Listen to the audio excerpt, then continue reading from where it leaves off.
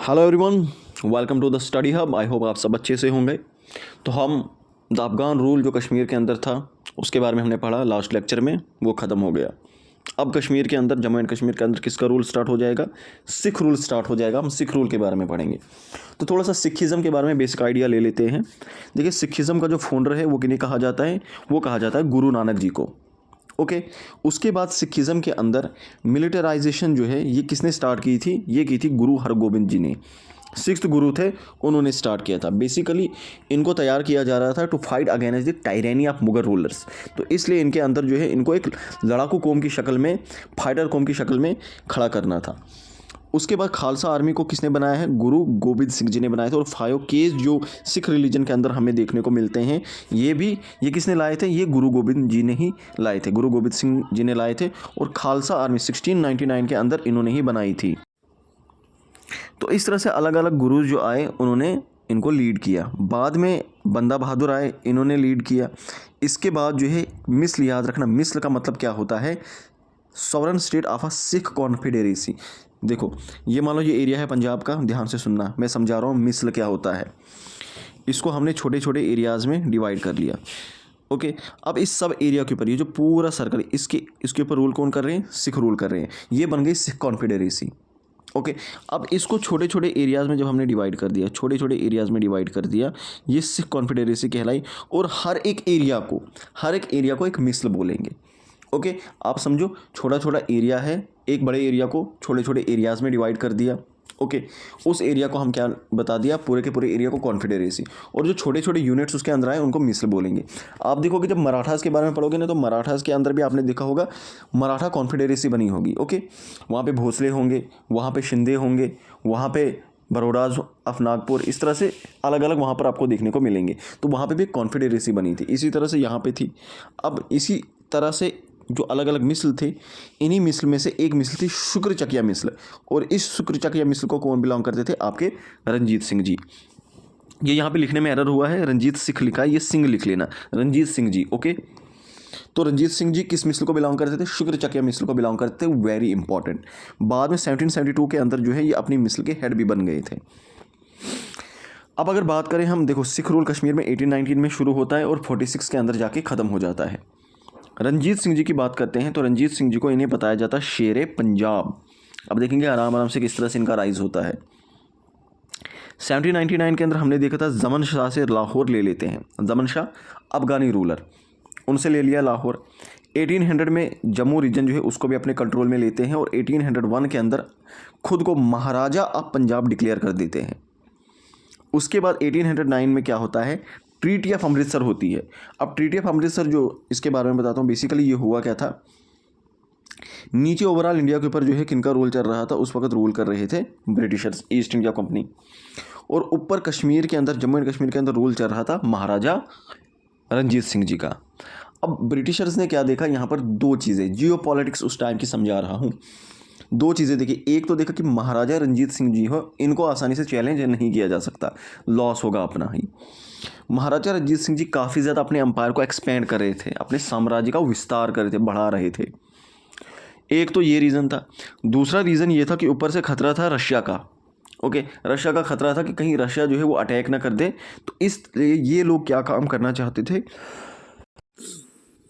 एक buffer zone create करना चाहते थे, खुद के बीच में और रशिया के बीच में एक बफर जोन क्रिएट करना चाहते थे। तो वो बफर जोन उनको कौन सा दिखा? ये वाला एरिया। इन्होंने अफगानिस्तान के साथ भी कुछ कुछ ऐसी ही पॉलिसी अडॉप्ट की थी। ये एरिया था, इसको बताते थे north western frontier province, north west frontier province, Jammu and Kashmir. ठीक है, अफगानिस्तान ये वाला सारा एरिया, पाकिस्तान का कुछ एरिया उस टाइम पे नॉर्थ वेस्ट फ्रंटियर प्रोविंस। इसको इन्होंने क्या किया? एक तरह का बफर जोन बना लिया, ताकि डायरेक्टली रशिया हम पे अटैक ना कर सके। बीच में उसको, जब तक वो हमसे पहुंचे, बीच में उसको बाकियों से भी लड़ना पड़े, सो दैट कि हम अपने आप को तब तक प्रिपेयर कर ले। ये होता है कॉन्सेप्ट। ये उस टाइम की जियो पॉलिटिक्स में आपको समझा रहा हूँ। आई बात समझ? ट्रीटी ऑफ लाहौर होती है। इस ट्रीटी के अंदर क्या होता है? ट्रीटी ऑफ अमृतसर 1809, इसके अंदर ये सतलुज को अपना बॉर्डर बना लेते हैं। इन्होंने ये बता दिया महाराजा रंजीत सिंह जी से कि ये सतलुज नदी है, ओके, ये सतलुज नदी है, इसके ऊपर आप रूल करो, इसके नीचे हम रूल करते हैं। ना आप हमारे टेरिटोरियल अफेयर्स में इंटरफेयर करोगे, ना हम आपके टेरिटरीज़ के अंदर, आपके उस सॉवरेनिटी के अंदर इंटरफेयर करेंगे। ये हो गई ट्रीटी ऑफ अमृतसर 1809। ये दो आ जाएंगी, आगे भी एक ट्रीटी ऑफ अमृतसर आ जाएगी 1846, लेकिन ये याद रख लेना ये दो हैं। 1809 जो है ये रंजीत सिंह जी के साथ हुई है, और बाद में 1846 जो है वो किसके साथ हो जाएगी, वो हो जाएगी आपकी गुलाब सिंह के साथ। तो रंजीत सिंह और ईस्ट इंडिया कंपनी, और ईस्ट इंडिया कंपनी की तरफ से चार्ज मैटक्लिफ थे, याद रख लेना। सतलुज को बॉर्डर बना लिया।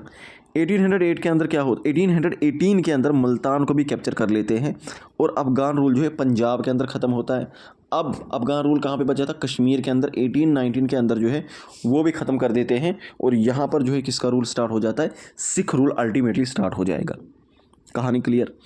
उसके बाद सिख गवर्नर्स की बात करते हैं। पहले सिख गवर्नर दीवान मोतीराम, लास्ट सिख governor Sheikh Imamuddin. Very important, जो बता रहा हूँ सब इंपॉर्टेंट है। एबलेस्ट सिख गवर्नर मियाँ सिंह। कहानी क्लियर। तो इस तरह से 1819 में महाराजा रंजीत सिंह जी का पूरा कंट्रोल आ जाता है जम्मू एंड कश्मीर के ऊपर। अब इनके टाइम पे क्या क्या डेवलपमेंट्स हुई वो देखते हैं। हरमिंदर साहिब, जिसको हम गोल्डन टेम्पल के नाम से जानते हैं, और उसकी कंस्ट्रक्शन फिफ्थ गुरु अर्जुन देव जी के द्वारा हुई थी, लेकिन जो उस पर गोल्डन कोटिंग देखने को मिलती है ये किसने करवाई थी, महाराजा रंजीत सिंह जी ने करवाई थी 1830 के अंदर। 1814 में शाह शुजा को प्रोटेक्शन दी गई थी महाराजा रंजीत सिंह जी के द्वारा।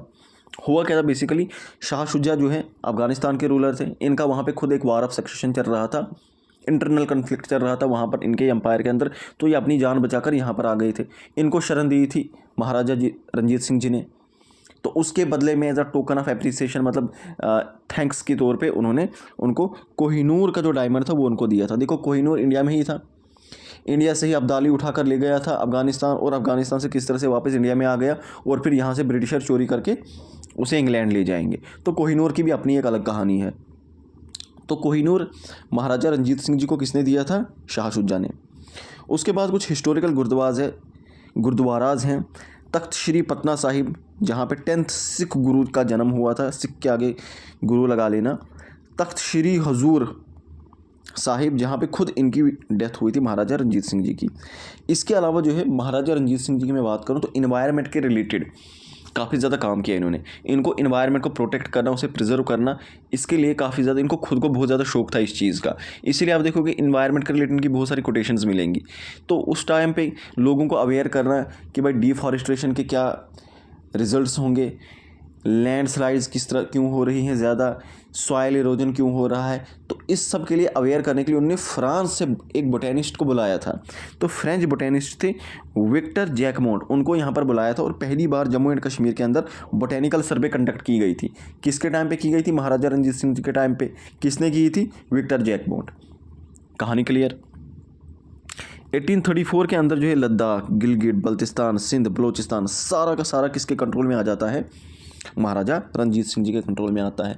इनके कंट्रोल में आने का मतलब देखो हुआ क्या था, इनके कमांडर थे जोरावर सिंह। जोरावर सिंह बेसिकली खुद गुलाब सिंह के नीचे आते थे। देखो महाराजा थे आपके महाराजा रंजीत सिंह, उनके नीचे काम करते थे गुलाब सिंह, गुलाब सिंह के नीचे काम करते थे जोरावर सिंह, और जोरावर सिंह को बताया जाता है नेपोलियन ऑफ कश्मीर। ओके, तो नेपोलियन ऑफ कश्मीर इन्हें क्यों बताया जाता है, थोड़ा सा इसको जान लो। नेपोलियन ऑफ कश्मीर इन्हें नेपोलियन बोनापार्टे की वजह से कहा जाता है। यूरोप के बहुत बड़े एम्परर रह चुके हैं, फ्रांस के एम्परर रह चुके हैं। वर्ल्ड हिस्ट्री का अगर आपको थोड़ा सा भी आइडिया होगा, थोड़ी सी अवेयरनेस होगी, तो फ्रांस के अंदर एक रूलर हुआ करते थे नेपोलियन बोनापार्टे।